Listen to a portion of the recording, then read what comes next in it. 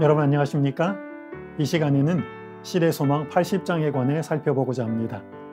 80장의 제목은 요셉의 무덤에서입니다.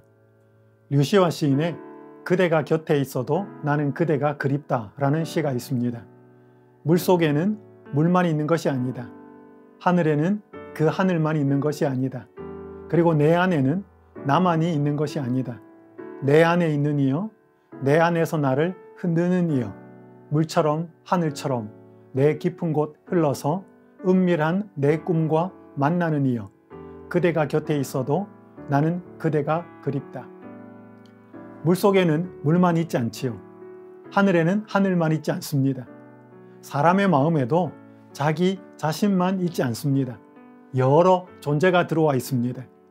사람은 어떤 대상 때문에 마음이 흔들리기도 하고 안정이 되기도 합니다. 마침내 예수님께서 운명하셨습니다. 예수님의 죽으심 후에 어떤 사람들은 절망하였고 어떤 사람들은 새로운 희망을 찾았습니다. 시대소망 776페이지는 이렇게 말씀합니다. 그리스도께서 무덤 속에 누워 계신 그때처럼 군중의 주목을 끈 일은 일찍이 없었다. 예수님이 요셉의 무덤에 계시는 동안 많은 사람들이 그분을 생각하였습니다. 예수님이 돌아가신 후에 유대 지도자들과 제사장들, 관원들은 목적을 달성했지만 기대했던 승리감은 느끼지 못하였습니다. 오히려 그들의 마음은 무겁고 어두웠습니다. 그들은 신속하게 예수님의 시신을 처리하기 원했습니다. 백성들이 예수님을 주목하는 것이 두려웠기 때문입니다. 제사장들과 관원들은 예수님이 6시간이 채 되지 않아 돌아가신 것을 보았습니다. 그래서 두 강도와 달리 예수님의 뼈는 꺾이지 않았습니다.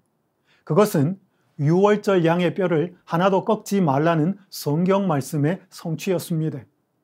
로마 군병이 제사장들에게 예수님의 죽음을 확인시키기 위해 그분의 옆구리를 찌르자 피와 물이 흘러나왔습니다. 예수님은 십자가에서 육체적인 고통보다는 정신적인 고통, 즉 심장 파열로 돌아가셨습니다. 안식일이 되자 제사장들은 평소처럼 제사를 드렸습니다. 또한 그들은 수세기 동안 해오던 유월절 예식을 엄숙하게 진행하였습니다. 그러나 유월절의 원형이신 그리스도가 희생되셨다는 것과 그로 인해 그들이 드리는 제사가 무의미하게 되었다는 것을 그들은 깨닫지 못하였습니다. 또한 성소의 휘장이 위에서 아래까지 찢어져 지성소가 드러난 것을 보면서 불길한 마음을 감출 수가 없었습니다. 제사장들과 관원들은 3일 만에 살아날 것이라는 예수님의 말씀을 기억했습니다. 그래서 빌라도에게 요청하여 100명의 군사로 예수님의 무덤을 철통같이 지키게 했습니다. 예수님은 사라졌지만 그분의 모습은 생각 속에서 사라지지 않았습니다. 예수님의 고상함, 불평하지 않는 인내, 용서의 기도 등을 통해 그분이 하나님의 아들이라는 확신을 뿌리칠 수가 없었습니다. 안식일이었지만 그런 복잡한 생각들로 인해 그들은 거의 쉴 수가 없었습니다. 제사장들과 관원들은 원하는 것을 얻었지만 마음에 평안이 없었습니다. 예수님의 제자들 역시 마음에 평안이 없었습니다. 그들은 마지막까지 예수님이 돌아가시지 않을 줄 알았습니다. 그분의 시신을 확인하고도 믿을 수가 없었습니다. 슬픔에 잠긴 제자들은 사흘 만에 살아나시겠다는 예수님의 말씀을 기억하지 못했습니다. 장례는 암담하게 보였고 그리스도를 잃은 제자들의 마음에는 절망이 가득하였습니다. 또한 예수님의 죽음을 알지 못한 많은 병자들이 찾아왔지만 치료자를 만날 수 없었습니다.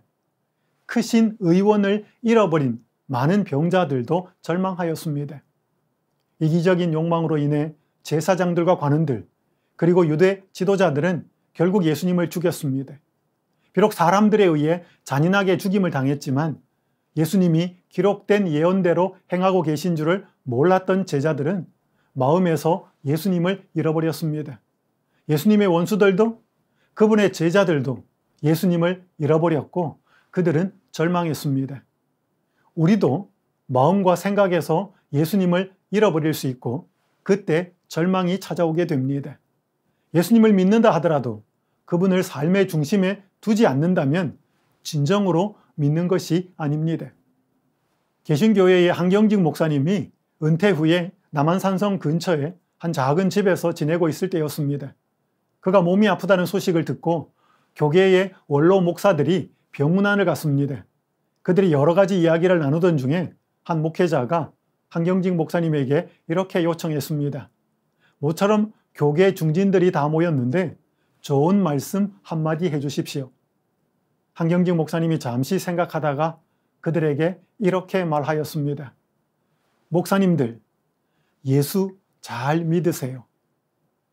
순간 그곳에 있던 목사님들이 당황하였습니다. 다 예수님을 믿는 목사님들이었고 교계 지도자들에게 예수님을 잘 믿으라고 했으니 말입니다. 그러나 지도층에 있는 목사들 중에는 예수님을 제대로 믿지 않는 자들이 많이 있었습니다. 하나님보다 사람의 견해를 높이는 경우가 허다하였습니다. 과거에도 그랬고 지금도 그렇습니다. 제사장들과 관원들, 유대의 지도자들은 예수님을 제대로 알지 못해서 그분을 믿지 못했습니다. 심지어 예수님의 제자들조차도 그분을 잘 몰랐고 그분을 신뢰하지 못했습니다. 엘렌 G 화이트이 1898년에 쓴 원고에서 이렇게 말했습니다. 사람들을 슬프게 하고 의심에 가득 찬 마음이 되게 하는 것은 영혼 속에 그리스도가 계시지 않기 때문이다. 슬픈 표정을 짓게 하고 인생길을 한숨 섞인 순례자의 길이 되게 하는 것은 다 그리스도가 없기 때문이다. 오늘 우리 마음에 그리스도가 계신지, 그리스도가 중심에 계신지 확인해 보면 좋겠습니다. 오늘 우리가 예수님을 올바로 믿고 사는지를 돌아보면 좋겠습니다. 그리스도가 마음의 중심에 계시지 않는다면 예수님을 진정으로 믿지 못하게 되고 필연적으로 절망이 찾아오게 된다는 사실을 꼭 기억하면서 살았으면 좋겠습니다. 갈보리 언덕에 모인 대부분의 사람들이 예수님을 부정적으로 대하였습니다. 그러나 예수님이 운명하실 때 그분을 올바로 이해한 한 사람이 있었습니다. 그는 로마의 백부장이었습니다.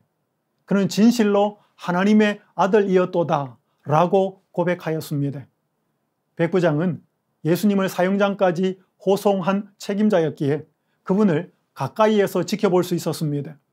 예수님이 재판받으실 때 보여주었던 고결함과 거룩한 인내, 십자가에 못 박히실 때 보여주었던 용서의 기도, 그분의 일거수일투족은 백부장의 마음에 깊은 감동을 주었습니다.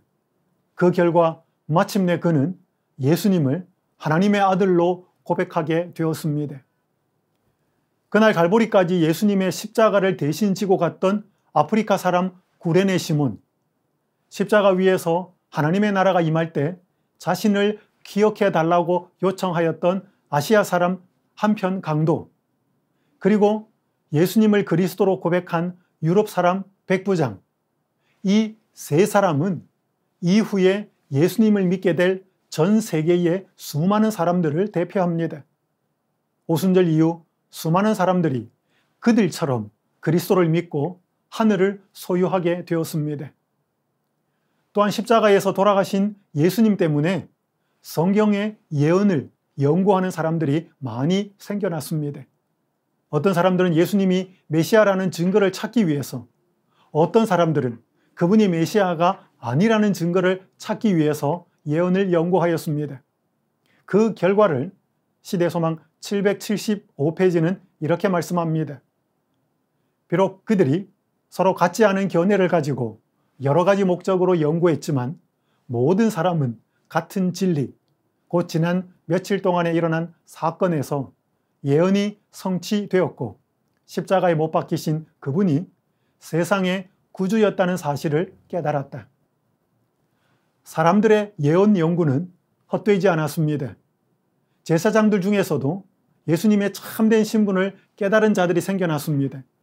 그들은 오순절에 그리스도를 믿는 무리에 가담하였습니다. 지금도 우리는 마지막 때를 위한 예언을 연구해야 합니다.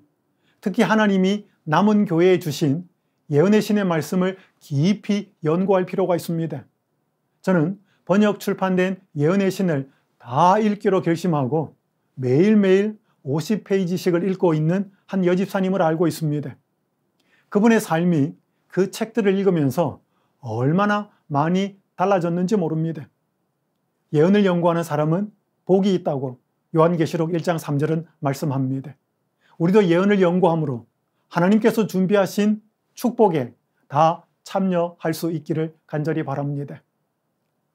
뿐만 아니라 예수님의 죽음은 아리마대 사람 요셉과 니고데모를 용감한 그리스도인으로 변화시켰습니다. 감람산에서 거듭남의 진리를 들었던 니고데모는 예수님이 무덤에 계시는 동안 그분의 말씀을 깊이 숙고하였습니다. 밝은 빛이 그의 마음을 비추었고 예수님의 말씀은 확신으로 다가왔습니다. 제자들을 실망하게 했던 십자가의 사건은 요셉과 니고데모에게 예수님이 누구인지 확실히 깨닫는 계기가 되었습니다. 예수님은 로마 정부의 반역자로 사형을 당했기 때문에 그런 사람들을 위한 별도의 장지에 묻혀야 했습니다. 그러나 요셉과 니고데모는 빌라도에게 가서 예수님의 시신을 달라고 요청하였습니다. 그리고 값비싼 향료와 세마포로 정성스럽게 장례를 치르고 바위를 잘라 만든 새 무덤에 그분을 안장하였습니다. 시대소망 773페이지, 774페이지는 이렇게 말씀합니다. 제자들조차 예수님의 추종자라는 사실을 공공연하게 드러내기를 두려워하고 있을 때에 요셉과 니고데모는 그들을 돕기 위하여 담대히 나아왔다. 이때야말로 부자요, 존경받는 이들의 도움이 크게 필요되는 때였다. 돌아가신 주님을 위하여 가난한 제자들이 할 수 없는 일을 그들은 할 수 있었으며 그들의 부와 세력이 제사장들과 관원들의 적의로부터 제자들을 잘 보호해 주었다. 예수님의 죽음은 백부장이 믿음을 고백하게 하였습니다. 많은 사람이 예언을 연구하게 하였습니다. 산헤드린 의원이었던 요셉과 니고데모가 예수님의 장례를 치르면서 두려움에 빠진 제자들을 돕게 하였습니다. 그들이 예수님의 죽음을 통해 그리스도를 깨닫고 마음에 모셔드렸기 때문입니다. 그리스도가 마음에 있는 사람은 새로운 희망을 갖게 되고 그분이 주시는 힘으로 용기 있게 살아가게 됩니다. 한 집사님이 이런 간증을 했습니다. 항상 하나님과 함께 5분이라도 잊지 않고 주님과 함께 살아가는 사람으로 인도해 주셔서 감사합니다. 이번에도 마음 다친 일이 있었지만 그분의 아픔에 비할 수 있겠나 싶어 모두 용서하는 마음을 갖게 되니 마음이 편해졌답니다. 참 아름다운 고백입니다. 이 집사님은 하루에 살면서 단 5분이라도 예수님을 잊지 않고 살기 위해 애를 썼습니다. 마음에 힘든 일이 있었지만 예수님이 당하신 아픔과 비교하였습니다. 그랬더니 용서하는 마음이 생겨났고 마음이 편해졌다고 고백했습니다.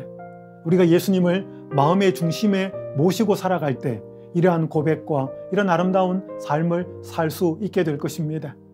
사랑하는 성도 여러분, 예수님이 무덤에 계실 때 사람들은 두 부류로 나뉘었습니다. 예수님을 죽인 제사장들과 관원들, 그리고 마음에서 예수님을 잃어버린 제자들은 절망하고 실망했습니다. 그러나 로마의 백부장, 예언을 연구했던 사람들, 요셉과 니고데모는 새로운 희망을 품게 되었습니다. 그리스도를 깨닫고 마음의 중심에 그분을 모셔드렸기 때문입니다. 예수님이 없는 마음에는 절망이 이르러 오지만 예수님이 계신 마음에는 희망이 찾아옵니다. 이 시간 우리의 마음을 한번 살펴보십시다. 우리의 마음에 예수님이 생생하게 살아계신지요? 그렇다면 어떠한 경우에도 우리는 절망하지 않을 것입니다. 만약 그렇지 않다면 우리에게는 갖가지 염려가 들어오게 될 것입니다. 성령님의 도우심으로 예수님을 다시 마음의 중심에 모셔드리십시다. 그래서 어떤 절망스러운 상황에서도 예수님이 주시는 희망으로 살아가는 그러한 축복이 우리 모두에게 함께 하시기를 간절히 바라면서 말씀을 마치겠습니다.